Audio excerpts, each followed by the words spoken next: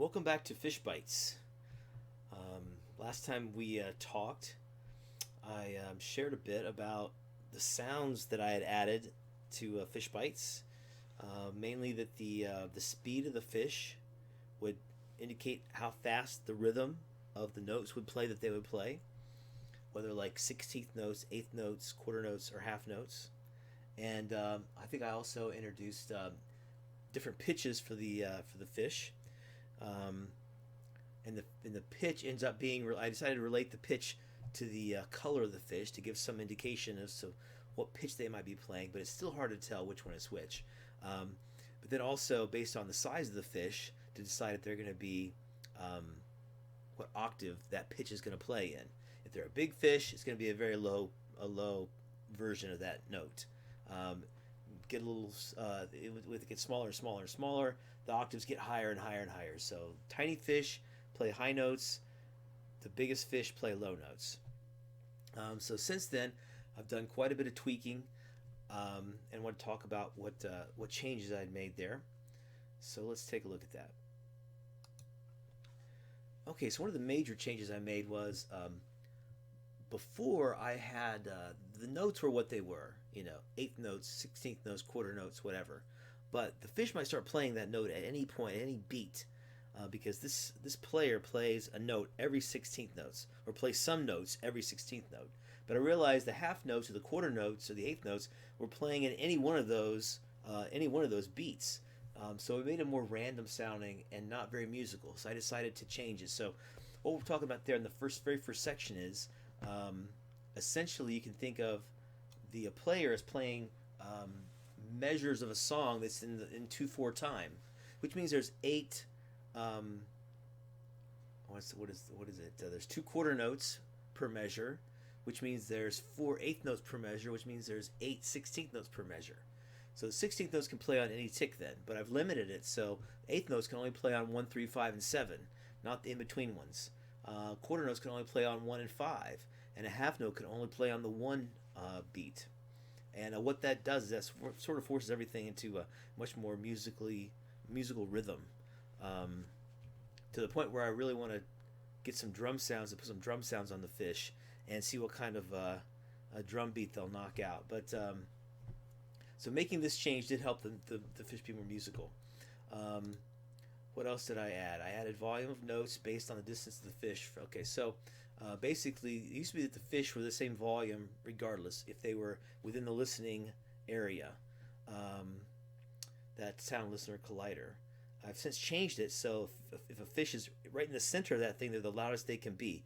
As they get further and further away from the center, they get quieter and quieter and quieter. I did the same thing. I added a panning also, where the fish, as they swim from left to right, as they get right in the center of the listener, they're centered in the stereo pan, the stereo field. As they get to the right of the sound listener, they start to pan right into the right speaker, and left. When they swim left, they swim into the left speaker. And I've even exaggerated that effect to make it kind of extra strong, that panning effect. So really it's only in the center, when they're right near the very center. As soon as they get a little bit to the right, it pans it harder to the right than really it should, to emphasize the effect, to make it kind of sound more interesting. I also took a bunch of beep sounds that I had in another couple of apps that I've built. I've got an app which is a start time calculator called Be On Time, which helps you plan the things you need to do, so you can leave your house on time to get to where you need to be on time. You can put in the drive time, how long it takes you to shower, to get dressed, and it'll tell you, okay, well, this is when you better take a shower if you hope to get to, the restaurant by 7 p.m., that kind of thing. That app is called Be On Time. It's only for Android. Also, made an app called A Simple Scorekeeper for baseball and softball, and I'm right now modifying that to be also for basketball, where you can keep score of the game, but you can also keep stats on a player or two. Mostly probably your own favorite player, or maybe your kid. Anyway, in those apps, I put beep sounds in there where when you touch buttons on the screen, will make a beep sound. And I wasn't sure what beep sound I liked, so I just put a whole bunch of beep sounds in there that the user can select what they like. I imported all those beep sounds into FishBites, and put a slider in there, so now you can choose which tone you want your fish to sound like, so you can experiment, see what sounds good, like a piano sound, electric piano sound, marimba, a kalimba, a steel drum, some electronic kind of sounds and beeps. But we'll hear those here in a little bit. I put a slider in the user interface so the user can change what sound they want to hear. There was a bug where the octave of the fish was based on the size of the fish as a percent of their maximum size of their FishGene. The trouble is they had a very small, if their FishGene said their max size was very small, then they could be like a very small fish still playing a very low note, which didn't make any sense. So I've since changed that so the fish's size is compared to the max size allowed for the simulation. And that's what determines low notes and high notes for the fish. I also added an option to do, it's not an option, but I've built into it where I can select, from the code, I can select a pentatonic scale instead of the A minor 7 add 9. And I tried that for a while, and I kind of liked it. I went back to A minor 7 add 9. I think I like that better now, still. So for right now, what we're going to hear is A minor 7 add 9 still, but maybe we'll do a demonstration of pentatonic at some point. Let's see. This bug might be fixed by some other stuff that I did and cleaned up in the code. I've also, like I said, I've changed the UI a fair bit. I made it bigger so when I export it to my phone, I actually can see the UI elements, which are way too tiny on my phone, so those are bigger. So let's take a look. Let's see what the app looks like. Okay, so I have the audio of the fish pretty low, so you can actually hear the narration here for a little bit, but I'll turn the music up and stop talking here in a minute or two.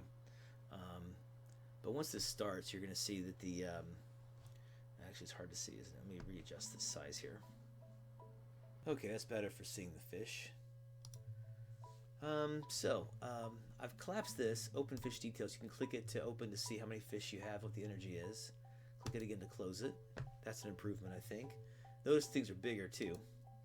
I did not mean to click that fish as my selected fish. Notice when I do though, I get a fish display at the upper right hand side. We've seen that before. I'll unclick that fish. I've moved the zoom slider to the right hand side, so now my time scale slider and my zoom slider are way off on the right. They're also bigger. And on the simulation menu here, I've made that bigger and added some things to it. You can change the fish sound by doing the slider here, and it'll change it on the fly. What is really helpful is I can, if I have one fish selected, that's fish number 16. If I click this, I'm only going to hear that fish. So I can hear actually what each fish sounds like by just clicking on them. If I unclick it, then I'll go back to hearing all the fish again. And right now I've set the middle octave play. If I want to hear the lower notes, I can slide it down. And after about 10 seconds or so, all the fish will convert to that lower octave. Or I can go up to 2 for the highest octave range. 4 octaves, there's always a 4 octave range, but this controls kind of which one is the lowest octave. All right, so let's, with that said, let me back out of this a little bit, and we will take a listen to the fish, and I'll stop talking. So I hope you enjoy this next little demonstration.